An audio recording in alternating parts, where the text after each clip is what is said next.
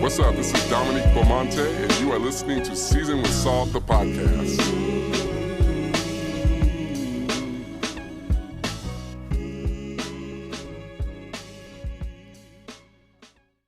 Did your group chat survive 2024? Is everybody okay? Is everybody still in the group? That's what I want to know. And really what I wanted to do was I wanted to have folks that I'm in group chats with on my podcast. But I decided not to do that. And the reason why is I don't know if all my group chats survived. And the ones that are left, I don't know if I want to kill them. Right? So I'm going to be very careful. I just want you to know, if we're in that group chat and you are nervous right now because you are listening to this podcast episode and you're saying to yourself, this ninja, N-I-N, better not overshare. You're going to be fine. I am not going to overshare. I ain't going to name no names. And then I thought, you know what? The beauty of a good group chat is that people don't actually know who's in the group chat. And I know some of y'all got cousin chats. Like, I may or may not be in a cousin chat. I don't know. Because you have to be careful announcing when you're in a cousin chat, because the reality is every cousin ain't in there. Everybody got like that older cousin that's like oddly older, or like the young cousin that's not quite old enough to understand like what exactly is happening in the chat. So you're like a little bit reluctant to include them, whatever, you know. So anyway, that's a question for you. The folks that you've been chatting with all year, you know, you see something on Facebook and then you rush over to the group chat, lots of screenshots, we're all at the same place, but it's difficult to talk, so we just gonna text each other. And I bet, if you had a good year, that there are some group chats that have come as a result of new connections. So shout out to the folks that gained a group chat this year. Like, you live in the dream. Somebody might be saying, what is a group chat? What's the purpose of a group chat? I can't go into the details about that, but I want to just say that some of the group chats that I'm in have brought me the most joy. So yes, this will be on the recording. My mom called me while I was recording my podcast. And I don't know about you all, but my MacBook starts like doing whatever my phone does. And every time I think about turning that off, my phone dies and I rely on my MacBook to save me. And so I think that's why I haven't deleted it. But anyway, so let's talk about the role of group chats. And if you've had the year that I've had, group chats have brought joy, they have brought comfort and peace. They have also brought a lot of laughter, a lot of opportunity for reflection. I'm in some tense group chats, you know, family members. Sometimes them group chats can be tense. Shout out to the people that are in group chats, the people that they work with. I don't understand that, but that's you. I have had people that I admire and love in group chats, work-related. So shout out to those people, because you know who you are. If you are in a group chat with me and we have worked together, that means that you are special, because I'm the type of person that's like, when I leave, I leave. God bless you. However, I will say that I'm not sure that that's like a senior level mindset, right? Like, sometimes it feels like the higher you go, the more likely you are connecting with people at work on a regular basis and outside of work, because you need community in ways that perhaps is not as easily accessible. So I've also had some situations this year where group chats have divided. So, you know, maybe it was 4 people and 3 people went off. See, and I'm reluctant to say this because I know, well, let me tell you, just in case you're thinking to yourself, you know what, I wonder if he's talking about the group chat that I'm in, because my friends be listening. Thank you. I think I was a part of about 4 or 5 group chats this year that did kind of break off and morph into new group chats, maybe with additional people, maybe for the sake of the event, and it just never ended, whatever. Group chats are great. Group chats are great. And Let me tell you a few signs that communicate that your group chat is thriving. And I think that some of these are going to be high level and some of these are going to just be sort of true. If your group chat survived a disagreement between two or more people or two people, your group chat is cracking. If your group chat had a disagreement, then your group chat is cracking, because sometimes what happens in group chats, like, people feel like they need an audience to prove their point. And sometimes it's easier to confront people in company because there may be the chance that somebody who agrees with you jumps on board. So if your group chat has survived a conflict or an argument, or even had one in general, and it's still going, yeah, that's the recipe for success. If you have had a balance of humor, and this is for old folks, because sometimes when I say old folks, I mean like the 35 plus. A good group chat has a balance of humor and serious discussions and personal updates, and you gotta have all of those. If there are people in your group chat that are reluctant to share personal information about themselves, there's a problem with that group chat and somebody gotta go. I'm just saying. So if you had a conflict, especially if you survived that conflict, your group chat is in a good place. If there's a balance of humor and serious discussions and personal updates, then you know that your group chat is thriving. Also, if there's a clear understanding of boundaries.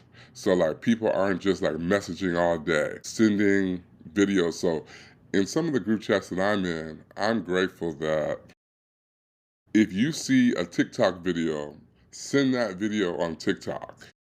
If you see a Facebook video that you want to share, share it on Facebook, share it on Instagram, share it where you've seen it. Do not populate the group chat with videos. And the reason why is sometimes you have to go backwards. My mom has called 6 times in a row. You have to go backwards in order to review things or find things or remind people of things that they have said. And what is more annoying than having to pillage through a whole bunch of videos and pictures and things that you could have just sent on those respect. And sometimes you got to nudge people and be like, hey, go to the whatever. I'm also a fan of Marco Polo. I don't know how I became a Marco Polo person. I just am. And when I became a Marco Polo person, I tried to bring along some of my families and group chats that I was a part of, and didn't stick. You got to have a different level of commitment to have Marco Polo as a part of the group chat consciousness, because people got to be willing to be seen and however they look, right? So I don't know if that works, but at any rate, a good group chat that survived has open and respectful communication. People that agree and disagree without the sort of feeling that, because what can you do if you have a disagreement on a group chat? Like, you can't throw your phone away. You can't you can mute a discussion, but if 9 times out of 10, you might be muting a conversation that you might be having a bad moment, but at any particular time, a new subject can arise because things are happening in the world and you need to stay abreast on what's going on. So the attention can shift from whatever you have a conflict about to something completely new, especially in a family group chat or in a group where people are close. So you don't want to be muting the group chat because you don't want to miss anything. Okay? That's called fear of missing out. I didn't know that was a thing, FOMO. All right. So that's what help. That means that your group chat survives. What means that if your group chat has not survived, or you are in, because some of us, let's be honest, you can be in denial about whether your group chat is thriving or not. And you might think everything is okay, but I'm going to tell you some things that might mean that the life and the health of your group chat is not in a good place. And sometimes it's because one or two of the people, and I say one because sometimes somebody has an issue that they haven't shared and they don't know how to share. And so you don't actually know you're in a conflict with somebody because they haven't said anything. But it sometimes can be something that was shared in the group chat that two people are kind of going back and forth. And so other people are trying to sort of like navigate around that issue by creating a new group chat or communicating directly with someone. It just depends. So here are 3 signs that you did not have, your group chat did not survive 2024. If you had constant arguments or misunderstandings and y'all didn't laugh about nothing and nobody and nothing, that's a bad sign. That's a bad sign. And here's my recommendation to you. If you are in a cousin group chat that there's a regular, or a sibling group chat where there's a regular argument, feel free to redirect some of the fun and exciting things to different group chats with some of the same people, but not all the same people, so that you can feel some joy in your group chat. But if everything in your group chat is about arguing or disagreeing, or you got somebody that is always like angling at one particular person, that's not a good thing. So if the purpose of your group chat is to keep people up to date on personal things or things that you have in common, or y'all talking real estate or property management for something that you co-own, don't integrate personal reflection into those group chats. They will not survive. The second thing is your group chat is not popping if you have ghost members or people who are inactive in conversation. If somebody is inactive in conversation, they are not fairly contributing to the conversation. They must be removed. Because I get it, like you have a long day. And sometimes you don't get to all the messages on the same day, right? There are some times when you are not in the position to respond to every message that you get. But 2 or 3 or 4 or 5 days, you're communicating that you do not have what it takes to be an active member of a group chat. If somebody is in a group chat and hasn't said anything all year, determine in your mind, next year we starting over. We're not going to let people ghost in this group chat next year. So either you're a participant or you're not. Because what some people will do is they'll stay inactive in your lively group chat so that they can share what you share in your lively group chat in another group chat that they're in. And so it's almost like they're using you. They're using you like CNN or like the Wall Street Journal, and then they're just reporting to other people. If you ever have been in a situation, especially in a sibling situation, where somebody does not contribute to the group chat, but then you find out from somebody who is not in the group chat that they are aware of some information that you only shared in the group chat, that means that that quiet person that dishonored the group chat must be removed or must be reprimanded. You cannot be silently active in the group chat and then using the information that you get to go and use it against somebody with another family member or another friend. So call those people to the mat right now. Put this podcast on hold and just put in your group chat, hey, everybody got to say something or I ain't saying something. Sometimes in some of my group chat, one of my group chats in particular, we go through this whole rhythm where it's like, where's everybody at? I need to know that everybody is here at the same time. I need everybody to affirm their presence, that they're attentive, that they are ready to hear the information that I have to share. Then you can't tell nobody. Now, if you're in the group chat with a bunch of people and you're sharing something that you don't care if somebody else knows, listen, say that you don't got to give a preface about privacy and all that kind of stuff. But sometimes group chats struggle because there is this idea that anything that is discussed in the group can be shared with people connected to whomever is in the group. And just make sure, just do a check, especially if you want your group chat to stay strong for future years. It's important to say everything confidential unless otherwise noted. And then what does confidential mean?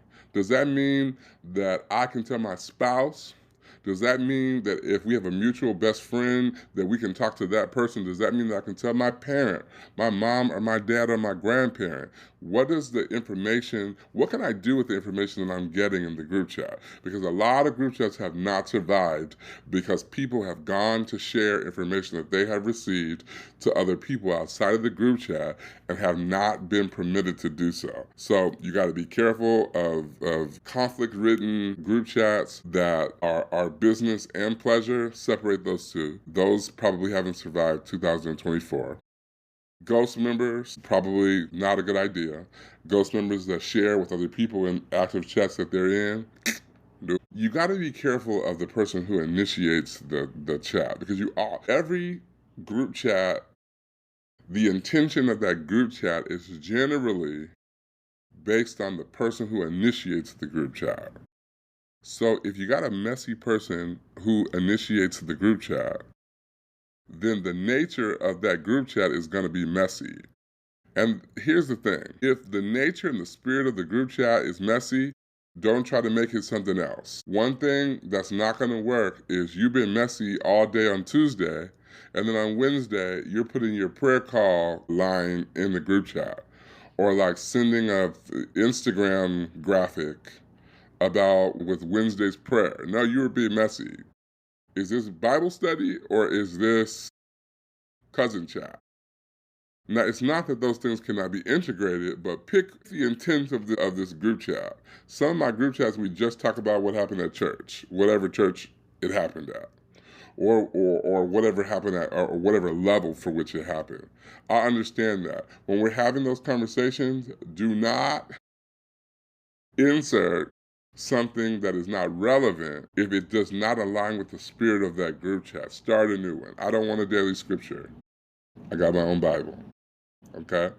Unless the group chat is about encouragement. I'm a part of some group chats that are just about prayer requests and encouragement. That's just what they're about. I don't want to know what you think about who's running for president. I want you to stay focused. Okay? All right. So, some lessons from this year that I have learned from group chat communication. Communication during high-stake discussions is very valuable. Find a resolution. And then create opportunities to rest your mind if you need that. But don't quit the group chat because you're going to miss something. So there's a rise in group chat burnout because there's so many of them, and now you can save them, and sometimes if you've had a little indiscretion this year where you have sent the right thing to the wrong group, you know that you just need to take a break. Do an assessment. You can even name some of these group chats so that you know which one you want to communicate with and which one you do not want to communicate with. And then, work around, you got to know the people that you're in a group with. So you can avoid political and social differences by avoiding conflicting discussions that create tension. If you're in a group chat and you want to stay in a group chat, somebody's invited you into a group chat, first of all, be grateful for that. That means they want to communicate with you on a regular basis. They value your contribution. They value your opinion. They want to know what you think about things. They think if somebody sees something and you're the first person that they think about, or they decide in their head, I got to send this to such and such and such and such, that is a gift from them. They want you to be happy. They want you to laugh. They want to find something that encourages you. A group chat is a gift from God. Maybe. So be grateful for that if you're in one. You got to practice empathy. You got to be patient with people. You got to prioritize meaningful conversations over volume, so you might have to get out of some or avoid some or don't say something, depending on what that conversation looks like. Here's ways to have better group chats in 2025, and then I'm get out of your hair. You got to set expectations. You got to establish some guidelines for participation, and you got to think through some of the communication styles that you might experience. You got to decide to be inclusive. Everybody is not the same.